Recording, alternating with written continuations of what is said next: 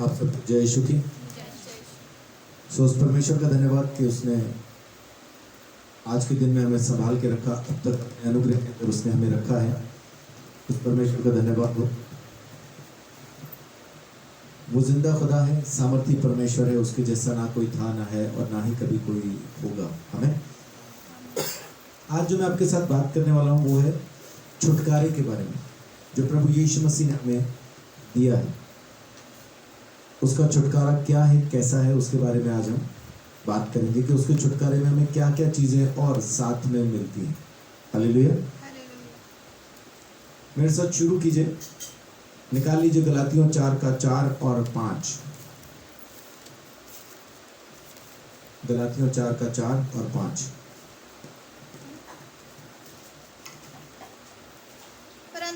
परंतु जब समय पूरा हुआ तो परमेश्वर ने अपने पुत्र को भेजा, जो स्त्री से जन्मा और व्यवस्था के अधीन उत्पन्न हुआ, ताकि व्यवस्था के अधीनों को मोल लेकर छुड़ा ले और हमको ले पालक होने का पद मिले।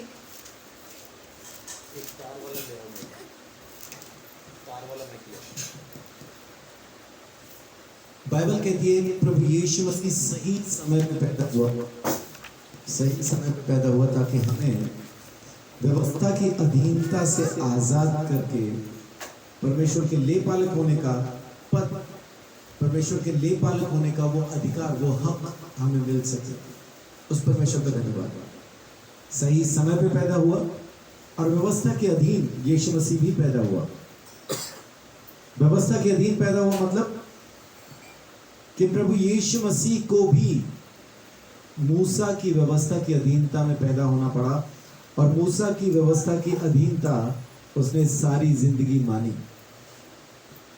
मूसा की व्यवस्था की अधीनता में वो सारी जिंदगी रहा और एक आज्ञा को उसने माना, एक आज्ञा को उसने माना जो परमेश्वर के द्वारा दी गई थी। तमाम आज्ञाओं को उसने माना। किस लिए माना? ताकि हम पापों के इस दंड से आजाद हो सकें, पापों की गुलामी से आजाद हो सकें।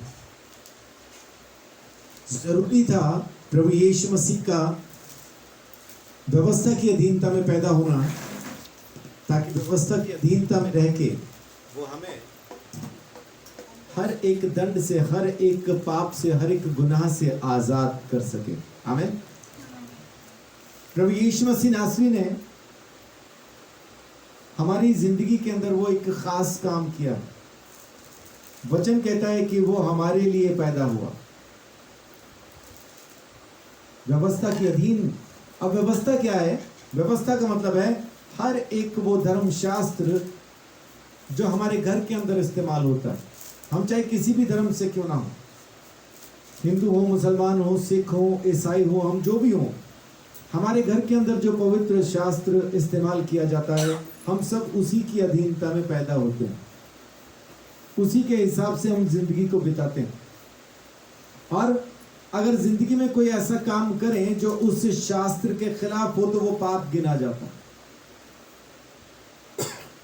अगर आज की तारीख में आपसे कोई गलती होती है तो लोग आपको आके ये नहीं कहते कि ये आपने क्या किया, आपको आके क्या कहते हैं? सबसे पहली बात, चर्च में यही सीखने जाते हो, चर्च में यही सीख रहे हो क्या?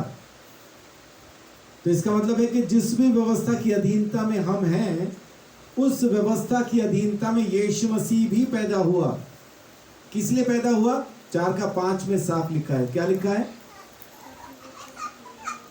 ताकि व्यवस्था के अधीनों को मोल लेकर छुड़ा ले और हमको ले पालक होने का पद मिले। क्या करे? व्यवस्था के अधीनों को मोल लेकर छुड़ा ले। तो हमें उस व्यवस्था की अधीनता से छुड़ाने के लिए प्रभु यीशु मसीह पैदा हुआ।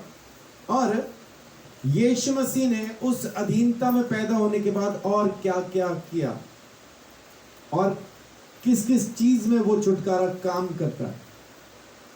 मत्ती 20:28, मत्ती 20:28 देखिए क्या कहता है। बाइबल कहती है कि यीशु मसीह पूरे जगत के लिए मारा गया।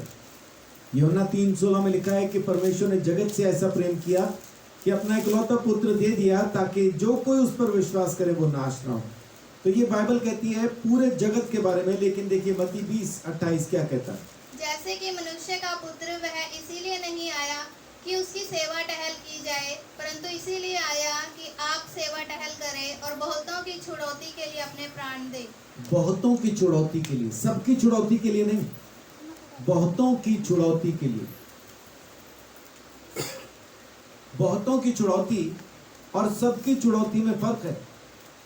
तो सबकी छुड़ौती क्या यीशु मसीह नहीं कर पाया? क्या कुछ लोगों की छुड़ौती कर पाया? अगर वो सबकी छुड़ौती कर पाया, सबके लिए दाम चुका पाया, तो फिर सब क्यों नहीं बचे? बहुत ही क्यों बच पाए? ऐसा क्यों हुआ? क्योंकि सबने इस बात पे विश्वास नहीं किया। बाइबल कहती है जो कोई विश्वास करे वो नाश ना होगा। और फिर वहीं पे लिखा है कि नाश होने का कारण क्या है? कि उसने परमेश्वर के इकलौते बेटे के नाम पर विश्वास नहीं किया। तो पहली चीज, यीशु मसीह ने बहुतों की छुड़ौती, यानी जिस किसी ने विश्वास किया है उसको उसके पाप के दंड से आजाद कर दिया है। आमीन। अब यीशु मसीह में होने की वजह से हमारे ऊपर दंड की आज्ञा नहीं है। हम उस दंड से छुटकारा पा चुके, आजाद हो चुके। लेकिन तो भी आज बहुत सारी मिनिस्ट्रीज ऐसी हैं, बहुत सारी मिनिस्ट्रीज ऐसी हैं जो आके आपको ये सिखाती है कि पूर्वजों का श्राप अभी बाकी है, वो आपको प्रार्थना से तोड़ना पड़ेगा। पूर्वजों का बंधन बाकी है, लोगों का कहना है। अभी आपके ऊपर श्राप बाकी है। लेकिन बाइबल ऐसा नहीं कहती। बाइबल हमको ये नहीं कहती कि तुम पे साढ़सती बाकी है। बाइबल ये नहीं कहती कि लड़का या लड़की मांगलिक पैदा हुए तो इनके ऊपर श्राप बाकी है, पहले इसकी पेड़ से शादी कराओ या किसी जानवर से शादी कराओ या कुछ ऐसा करो तब इसका ये श्राप टूटेगा। बाइबल नहीं कहती। लेकिन मिनिस्ट्रीज आके ऐसा सिखाती हैं। बहुत से सेवक ऐसे हैं जो अपने आप को बाइबल का सेवक कहते हैं, परमेश्वर का सेवक कहते हैं, और आके वो हमें सिखाते हैं कि हमें अभी भी अपने श्रापों को खत्म करने के लिए प्रार्थना की जरूरत है या किसी और चीज की जरूरत है।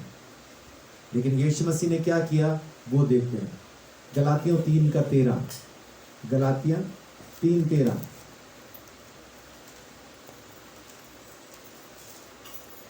मसीह ने जो हमारे लिए शापित बना, हमें मोल लेकर व्यवस्था के शाप से छुड़ाया, क्योंकि लिखा है जो कोई काठ पर लटकाया जाता है वह शापित है।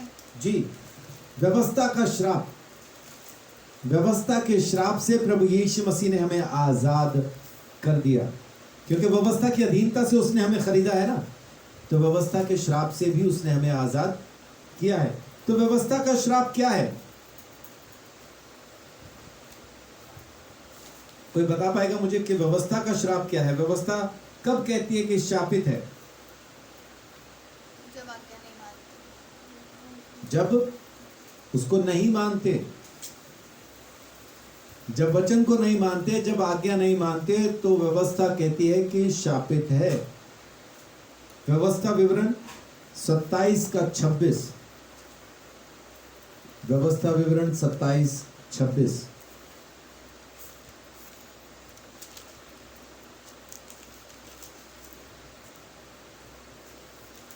शापित हो वह जो इस व्यवस्था के वचनों को मानकर पूरा ना करे। तब सब लोग कहें आमीन। जी, तो यहाँ पे शापित होने के बहुत सारे वचन हैं, लेकिन आखिर में क्या लिखा है कि शापित हो वो जो इस व्यवस्था के वचनों को मानकर भी पूरा ना करे। ये मान ले कि हाँ ये सही है, जैसे व्यभिचार न कर, झूठ ना बोल, चोरी ना कर, खून ना कर, माँ बाप का आदर कर, ये सब बातें मान ले, लेकिन इनमें से अगर किसी बात को वो पूरा ना करे तो श्रापित है। और प्रभु यीशु मसीह ने क्या किया? व्यवस्था के इस श्राप से उसने हमें आजाद कर दिया। आमीन। यही लिखा है 3:13 में कि वो खुद श्रापित बना, खुद शापित हुआ, ताकि व्यवस्था के शाप से हमें आजाद कर सके। देखिए क्या लिखा है 3:13 के अंदर, मसीह ने जो हमारे लिए शापित बना हमें मोल लेकर व्यवस्था के शाप से छुड़ाया, व्यवस्था के शाप से छुड़ाया, मोल लेकर छुड़ाया, है ना। क्योंकि लिखा है वहां पे, आगे लिखा है, क्योंकि व्यवस्था में लिखा है शापित है वो जो काठ पर लटकाया जाता है। तो यीशु मसीह शापित बना ताकि हमें शाप, किसका शाप? व्यवस्था का शाप, व्यवस्था के शाप से खरीद लिया, आजाद कर दिया उसने हमें। लेकिन आज भी बहुत से लोग आके हमें उसी शाप के अधीन रखना चाहते हैं और आके कहेंगे अगर आज्ञा न मानी तो तुम शापित हो। तो फिर यीशु मसीह ने जो खरीदा वो क्या हुआ? अब इसका मतलब ये नहीं है कि आपको आज्ञा नहीं माननी, लेकिन अभी अपने लिए तसल्ली क्या है कि अगर आज्ञा मानते मानते कभी अपने से कोई गलती होती है तो ये व्यवस्था अब मुझे शापित नहीं ठहरा सकती, ये व्यवस्था अब मुझे दोषी नहीं ठहरा सकती। कारण क्योंकि इसकी अधीनता से यीशु मसीह ने मुझे खरीद के आजाद कर दिया। आमीन। सच में उस परमेश्वर की महिमा है ये। इससे बड़ा अनुग्रह वो कर ही नहीं सकता इंसान के ऊपर कि वो अपने ही लिखे हुए संविधान के शाप से हमें आजाद कर दे। ये उसी का लिखा संविधान है, ये उसी का दिया हुआ संविधान है। लेकिन आज की तारीख में दुबई का संविधान मेरे ऊपर काम नहीं करता। दुबई के संविधान में क्या लिखा है? जो शराब पिएगा सजा होगी। हिंदुस्तान में क्या ये कानून लागू है? हिंदुस्तान में ये कानून लागू नहीं। क्यों लागू नहीं?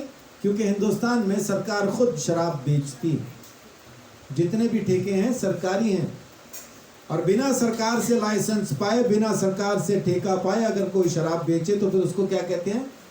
अवैध रूप से शराब बेचता हुआ पकड़ा गया, गैर कानूनी तरीके से शराब बेचता हुआ। यानी शराब बेचने का ठेका गवर्नमेंट के पास है, इसलिए यहाँ पे हिंदुस्तान में शराब पीना जुर्म नहीं है, पाप नहीं है। लेकिन दुबई में है, दुबई में है, दुबई में शराब पीना पाप है, जुर्म है। अगर कोई मुसलमान शराब पीता पकड़ा जाएगा तो वो दंड का भागी है, उसको सजा होगी। लेकिन जैसा दुबई का कानून आज मुझ पे इसलिए काम नहीं करता क्योंकि मैं हिंदुस्तान में रहता हूं, तो वैसा ही आज व्यवस्था का ये नियम, व्यवस्था का ये नियम मेरे ऊपर काम नहीं करता क्योंकि अब मैं अनुग्रह में यीशु मसीह के द्वारा खरीदा गया और इससे छुड़ा लिया गया। लेकिन आज भी बहुत सी मिनिस्ट्रीज आती हैं और आके कहती हैं जब तक आप प्रार्थना ना करोगे आपके पूर्वजों के शाप खत्म नहीं होंगे, आपके बंधन टूटेंगे नहीं।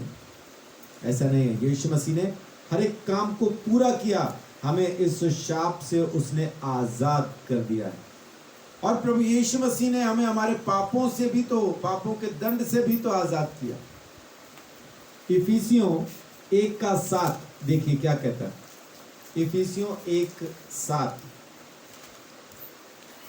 हमको उसमें उसके लहू के द्वारा छुटकारा अर्थात अपराधों की क्षमा उसके उस अनुग्रह के धन के अनुसार मिला है। छुटकारा प्रभु यीशु मसीह के लहू से, और वो छुटकारा क्या है? पापों की क्षमा। जिस तरह से यीशु मसीह ने हमें हमारे श्राप से आजाद किया है, वैसा ही प्रभु यीशु मसीह ने हमारे पापों के दंड से भी हमें आजाद किया। अपने लहू से उसने हमें खरीदा, छुड़ा दिया पापों के दंड से। आज हमारे ऊपर पाप का कोई दंड नहीं है। बेशक हम पापी हैं, हम में से एक भी ऐसा नहीं जो दिन में पाप न करता हो। अगर कोई ये कहता है कि मैं नहीं करता तो झूठ बोल रहा है, खुद से भी और हमसे भी। सोच में, नजर में, सुनने में, बोलने में, हाथ से, पांव से, कैसा भी उसने कहीं ना कहीं कोई पाप जरूर किया है और रोज करता है। इसलिए यीशु मसीह कहता है कि रोज मेरे पास बैठ के अपने पांव धुलवाओ। सूली पर चढ़ने से पहले प्रभु यीशु मसीह ने प्रभु भोज किया और उस प्रभु भोज में उसने अपने चेलों के पांव धोए। फसह के उस पर्व में उसने चेलों के पाँव धोए। यूहन्ना 13 के अंदर आप पढ़ सकते हैं इसको, यूहन्ना 13 अध्याय में पढ़ सकते हैं। शुद्ध करके अपने साथ खाने के लिए बिठाना पड़ता पतरस कहता है नहीं, मैं तुझसे अपने पाँव नहीं धुलवाऊंगा। क्या ये पहला ही प्रभु भोज था, पहला ही फसह का पर्व था जो यीशु मसीह अपने चेलों के साथ मना रहा था? नहीं, वो 3.5 साल से उसके साथ थे।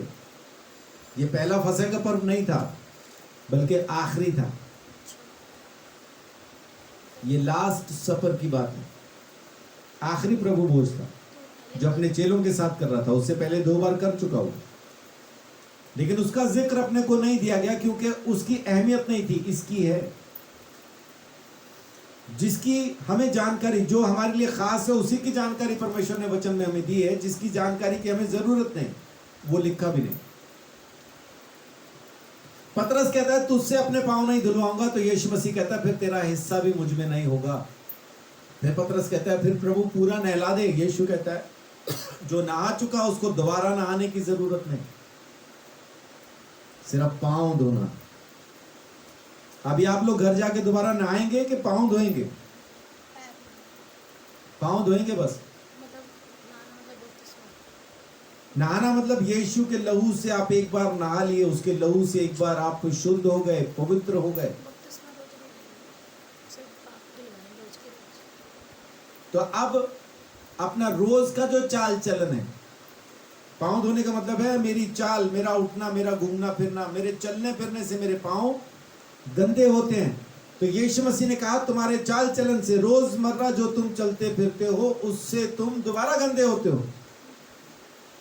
तो रोज शाम को बैठ के मेरे पास अपने पांव धुलवाना, यानी जो दिन भर में तुमने बकवास की है, जो दिन भर में तुमने पाप किया है, जो दिन भर के अंदर तुमने निकम्मी बातें बोली है, जो दिन भर में तुमने निकम्मी चीजें अपनी आंखों से देखी, कानों से सुनी, जबान से बोली हैं, हाथों से जो निकम्मे काम किए हैं, पांव जो तुम्हें उन निकम्मी जगहों पे लेके गए, ये सारे काम जो तुमने किए हैं मेरे मंदिर से, शाम को मेरे पास बैठ के धुलवाना। इसलिए रोज की प्रार्थना जरूरी है, रोज का अंगीकार जरूरी है।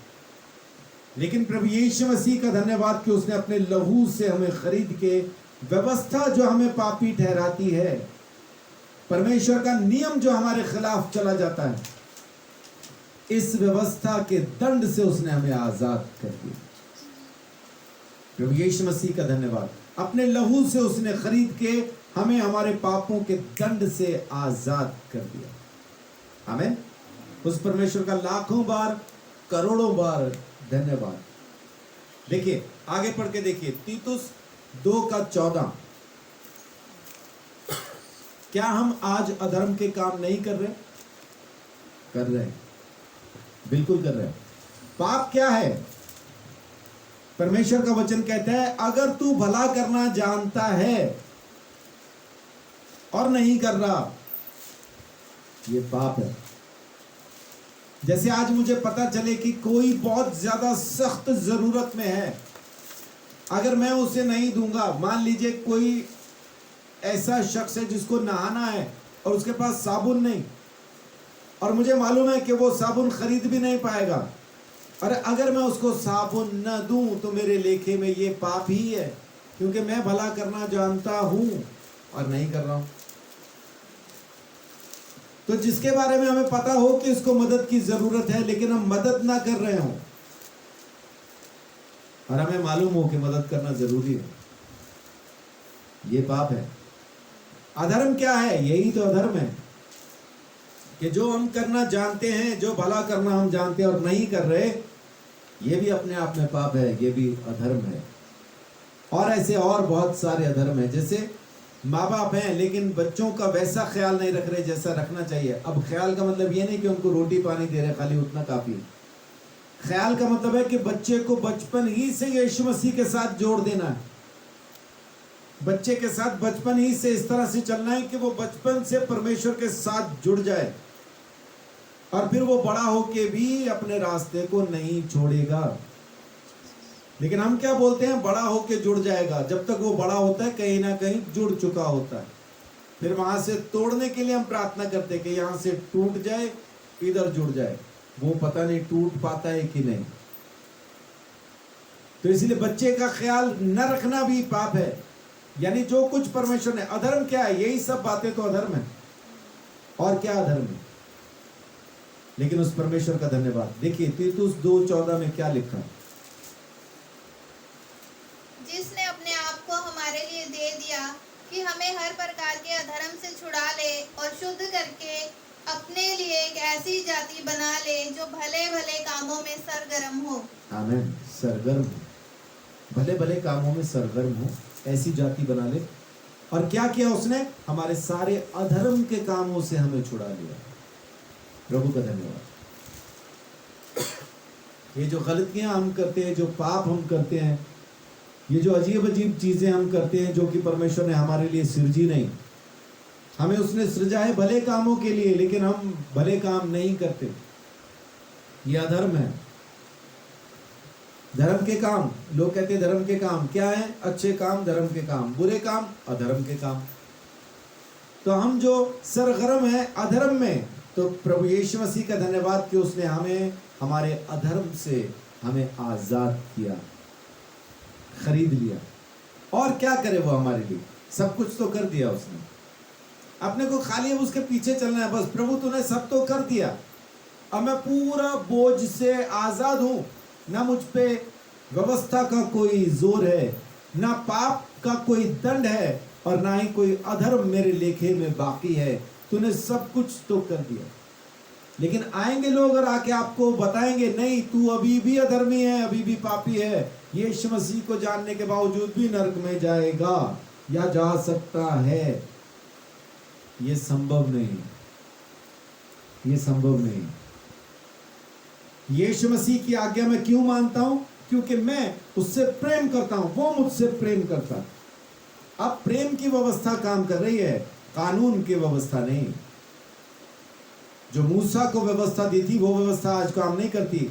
यीशु मसीह के प्रेम की, उसके अनुग्रह की व्यवस्था काम करती है। और इसके अधीन मैं खुद अपनी मर्जी से हूं, जबरदस्ती नहीं, डर के मारे नहीं। भय का आत्मा नहीं दिया गया, सामर्थ का आत्मा दिया गया। आमीन। अब मेरे को परमेश्वर के सामने डर नहीं लगता। अब मेरा उसके साथ बाप के जैसा रिश्ता। अब बाप बेटे के जैसा हम लोग आपस में बैठ के बात कर पाते हैं। और बाप भी कैसा? दोस्त के जैसा, जिसके पास जाके मैं अपनी सारी गंदगी बता सकता हूं और वो उसको कोई बात नहीं बेटा बोल के भूल जाता है और आगे सिखाता है, ऐसा कर तो तू भी ठीक रहेगा, मैं भी खुश रहूंगा। और अगर मैं खुश रहा तो फिर मैं तुझ पर, तेरे परिवार पर आशीष लगातार बना के रखूंगा। सो आज मेरा रिश्ता उसके साथ प्रेम का रिश्ता है, डर का रिश्ता नहीं है। मैं डर के मारे उसकी आज्ञा मानता हूं, ऐसा नहीं है ना। नहीं मानी तो मुझे डंडा मारेगा, वैसा नहीं है। नरक में डाल देगा, वैसा नहीं है। आज प्रेम है। अगर वैसा ही होता तो फिर यीशु में और बाकी नाम में क्या फर्क है? फिर तो एक ही बात है, सब यही कह रहे हैं, अच्छे काम करोगे तो स्वर्ग जाओगे, बुरे काम करोगे तो नरक जाओगे। और अगर यीशु को जानने के बाद भी ऐसा ही है तो फिर फर्क क्या है? फिर तो कोई फर्क नहीं है। यीशु में और बाकी तमाम अलग जो दूसरे, उनमें यही फर्क है कि आज हम प्रभु यीशु मसीह के द्वारा छुड़ा लिए गए हैं, बचा लिए गए हैं। आमीन। और देखिए पहला पत्रस पहला अध्याय उसकी 18 और 19। बहुत बार हम क्या सोचते हैं जी, मेरे कर्मों से, मेरे कामों से, मेरे भले कामों से, मेरे दानों से। एक बार मैं ट्रेन में था और वो बाकी सब वहाँ पे फौजी थे। ऊपर की बर्थ पे एक सरदार जी जो कि फौजी थे, वो भाई लेटा हुआ था और नीचे एक मांगने वाला आया और ऊपर लेटा लेटा नीचे बैठे हुए दूसरे फौजी को कहता है, तेरे पास 1 रुपया है खुला? वो कह रहा हाँ है। कहता इसको दे दे भिखारी को।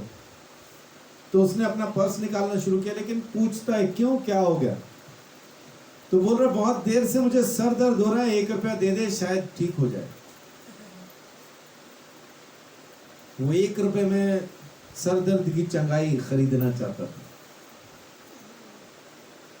बहुत बार हम दान भी देते हैं, ये हो जाएगा तो चर्च में ये देंगे, वो हो जाएगा तो चर्च में वो देंगे। बिजनेस अगर ये हो गया तो घर पे बड़ी सभा रखाएंगे। अगर वो हो गया तो घर पे बड़ी सभा रखाएंगे। मेरा घर एक बार बन जाने दो, फिर अपने घर में सभा रखाऊंगा। मेरी दुकान चल जाने दो, फिर मैं बड़ी सभा रखाऊंगा। यानी कंडीशन आज भी पैसे की बातचीत हमारे दिमाग के अंदर है कि पैसा खर्च करने से हम परमेश्वर को प्रसन्न कर पाएंगे, पैसे से हम उद्धार खरीद पाएंगे। लेकिन वैसा है नहीं, बाइबल कुछ और कहती है। देखिए पहला पत्रस पहला अध्याय 18-19।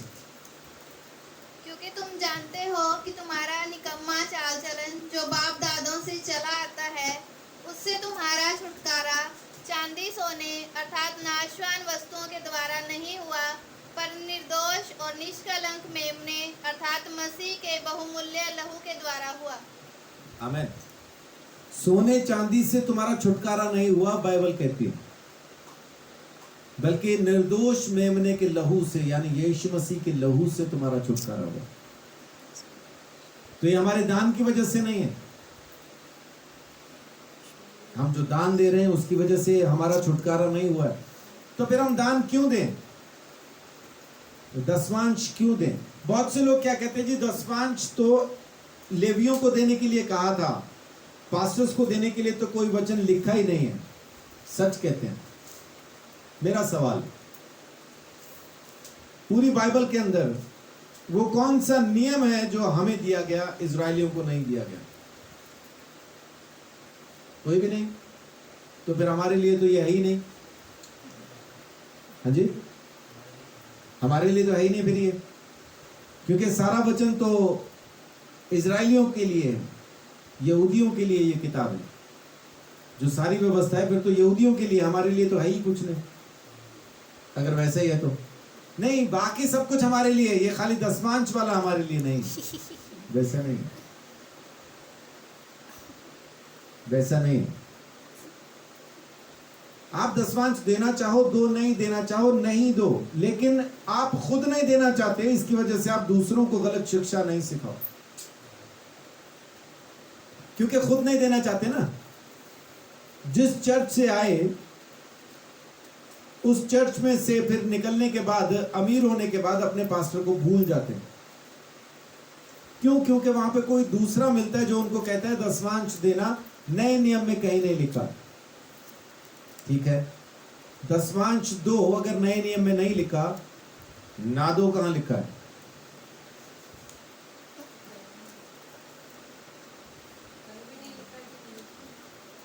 अगर दो नए नियम में नहीं मिल रहा आपको, मत दो। मिल गया वो भी तो नहीं लिखा, मत दो, लेकिन वो मिल जाता लोगों को। यीशु मसीह कहता है, यीशु मसीह फरीसियों के बारे में जब बात करता है, जब शास्त्रियों के बारे में बात करता है, तो वहां पे यीशु मसीह एक बात कहते हैं। अभी बात करते करते मुझे ध्यान आया, अगर मुझे वो वचन मिलता है तो मैं आपके साथ शेयर करता हूँ। धनी व्यक्ति को सब कुछ बेच के देने के लिए बोला था, सब कुछ देने के लिए। मत्ती 23:23 में लिखा है, हे कपटी शास्त्रियों और फरीसियों, तुम पर हाय, तुम पुदीने और सौंफ और जीरे का 10वां अंश तो देते हो, परंतु तुमने व्यवस्था की गंभीर बातों को अर्थात न्याय और दया और विश्वास को छोड़ दिया। आगे क्या यीशु कहता है, चाहिए था कि इन्हें भी करते रहते और उन्हें भी ना छोड़ते। अब यीशु मसीह क्या कह रहा है? चाहिए क्या था? कि तुम दसवांश भी देते रहते और आज्ञा भी मानते, ये चाहिए था। अब यीशु मसीह तो ये कह रहे हैं दसवांश के बारे में कि तुम देते रहते, चाहिए तो ये था। लेकिन लोगों को ये वचन नहीं समझ में आएगा, ना आए, अपने को दिक्कत है।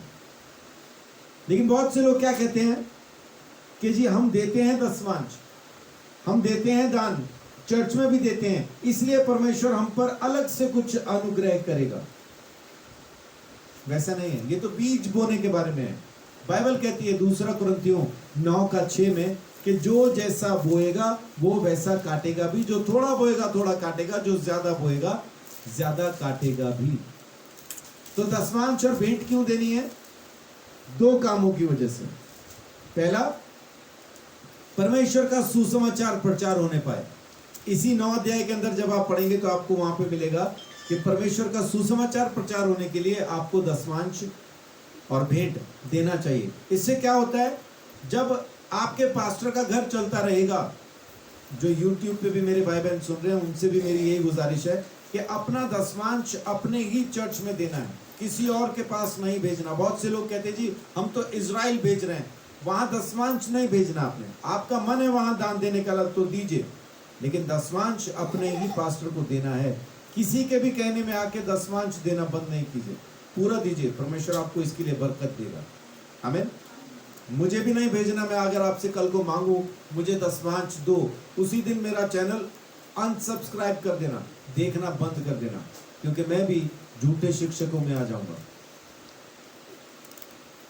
दसवांश अपने चर्च में दीजिए, लेकिन कारण क्या? सुसमाचार प्रचार हो। इससे क्या होगा, आपके पास्टर के घर का खर्चा पूरा हो जाएगा, और जब उसके घर का खर्चा पूरा होगा तभी तो वो ईमानदारी से बाहर जाके सड़कों के ऊपर वचन बता पाएगा। अब अगर उसको अपने घर का खर्चा भी चलाना है और सुसमाचार भी सुनाना है, आप भी काम करने वाले लोग हैं, आराम से बैठ के सोचिए कि आप दोनों काम एक साथ कर सकते हैं कि काम भी करते रहें और सुसमाचार भी सुनाएं। दोनों काम एक साथ नहीं होंगे, क्योंकि सुसमाचार प्रचारक को कभी भी फोन आता है, आ जाओ प्रार्थना के लिए, आ जाओ वहां पे, आ जाओ वहां पे, और काम से आपको यूं छुट्टी नहीं मिलती। इसलिए एक ही काम हो पाएगा, या तो काम या तो सुसमाचार। तो भेंट और दसवांश क्या मदद करती है? सुसमाचार फैलाने में मदद करती है। आपने अनजाने में सुसमाचार को बढ़ने के लिए मदद की है, दसवांश के द्वारा, भेंट के द्वारा। पतरस साफ कहता है तुम्हारे सोने चांदी से उद्धार नहीं हुआ, यीशु मसीह के लहू से हुआ। और दूसरा कारण क्या है दसवांश देने का? जो परमेश्वर ने कहा। बहुत से लोग क्या कहते हैं कि जी पास्टर तो कहते हैं दसवांश दो, परमेश्वर तुम्हें बहुत देगा, तो लालच देते हैं। लालच हम नहीं देते भाई। अगर लालच देने की बात आप कर रहे हैं तो ये परमेश्वर ने दिया है। मलाकी 3:10 में लिखा है कि दसवांश मेरे भवन में ले आओ, भोजन वस्तु मेरे घर में ले आओ, मेरे घर में किसी भोजन वस्तु की कमी ना रहे, इसलिए सारे दसवांश मेरे भंडार में ले आओ, और ऐसा करके मुझे परख के देखो कि मैं आसमान के झरोखे खोलकर आशीष की अपरंपार बारिश करता हूं या नहीं। यह वायदा परमेश्वर ने किया, हमने नहीं किया। तो दसवांश देने के, दान देने के दो कारण। पहला, सुसमाचार प्रचार हो सके, दूसरा, परमेश्वर आपको आशीष दे। लेकिन इससे आपका उद्धार नहीं होता, इससे आपके पापों का दंड खत्म नहीं होता। पैसे से आप खरीद नहीं सकते, ये उसका अनुग्रह है। तो पतरस साफ बताता है पैसे से नहीं है, परमेश्वर के अनुग्रह से है, और किश्तों पे नहीं है। अगर किश्तों पे होता, यानी यीशु मसीह ने डाउन पेमेंट कर दी है और अब किश्तें आपको देते रहना, तब आपका उद्धार होगा। मतलब जिस रोज तुमने यीशु मसीह को स्वीकार किया उस दिन तक के तुम्हारे पाप खत्म हुए, आगे का अब तुम देखो। अगर यही सच है, मैं आपको आज ही बता दूं ईमानदारी से, स्वर्ग खाली रहेगा, एक भी नहीं जाने वाला। जिस दिन यीशु को स्वीकार किया, आगे का देखो बोल के यीशु और डाकू बस दो जन होंगे वहां पे, जो यीशु के साथ सूली पे मरा, क्योंकि उसके पास मौका नहीं था आगे कुछ करने का, वो उसी दिन मर गया, साथ ही मर गया यीशु मसीह। ऐसा कुछ नहीं। यीशु मसीह ने हमें किश्तों पे खरीद के ये उद्धार नहीं दिया है, उसने ये दाम एक बार में और सारा चुका दिया। आमीन। इब्रानियों 9:12, इब्रानियों 9:12। और बकरों और बछड़ों के लहू के द्वारा नहीं, अपने ही लहू के द्वारा एक ही बार पवित्र स्थान में प्रवेश किया और अनंत छुटकारा प्राप्त किया। एक ही बार में उसने अनंत छुटकारा हमारे लिए प्राप्त कर लिया। और 10 अध्याय में देखिए, इसी का 10 अध्याय और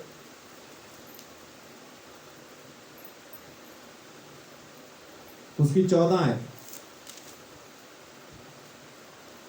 क्योंकि उसने एक ही चढ़ावे के द्वारा उन्हें जो पवित्र किए जाते हैं सर्वदा के लिए सिद्ध कर दिया है। सर्वदा के लिए सिद्ध कर दिया, हमेशा के लिए सिद्ध कर दिया।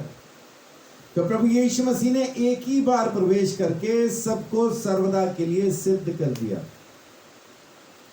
अब हमें बार बार चढ़ावे की जरूरत नहीं, अपनी तरफ से मेहनत की जरूरत नहीं, बस इसे संभाल के रखना है, परमेश्वर के अनुग्रह में चलते रहना है।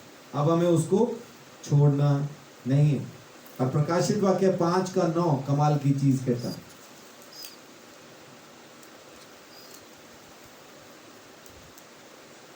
और फिर वो एक नया गीत गाने लगे। तो इस पुस्तक के लेने और इसकी मोहरें खोलने के योग्य है, हम्म। क्योंकि तूने वध होकर अपने लहू से हर एक कुल और भाषा और लोग और जाति में से परमेश्वर के लिए लोगों को मोल लिया है। आमीन।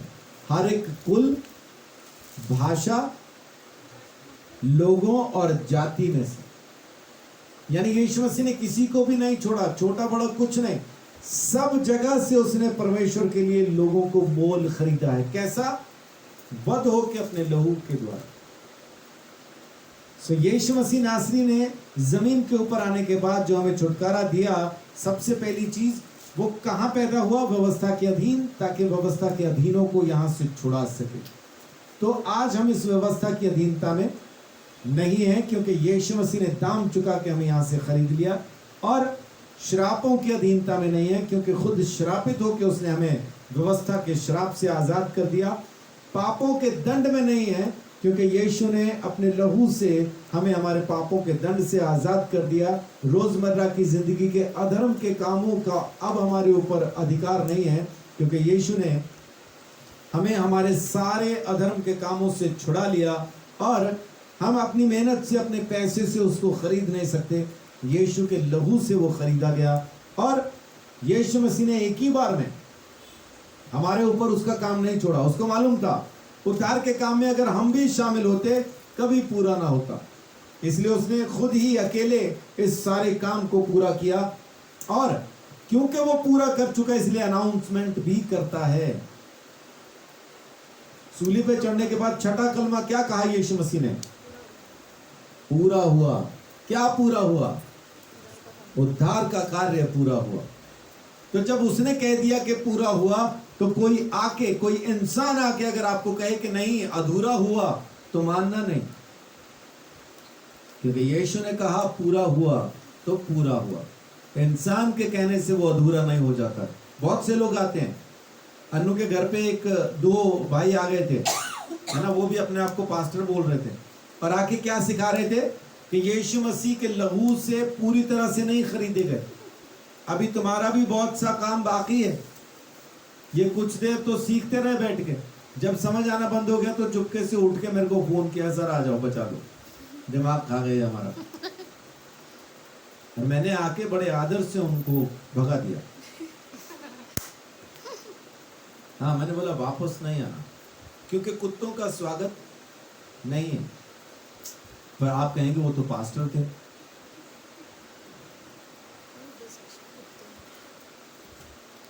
फिर मैंने उनको कुत्ता क्यों कहा? हाँ जी, 2 कुरिन्थियों 11 अध्याय उसकी 14 आयत से पढ़िए।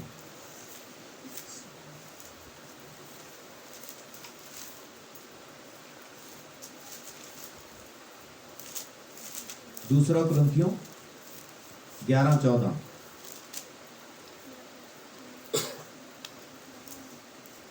यह कुछ अचंभे की बात नहीं, क्योंकि शैतान आप भी ज्योतिर्मय स्वर्गदूत का रूप धारण करता है।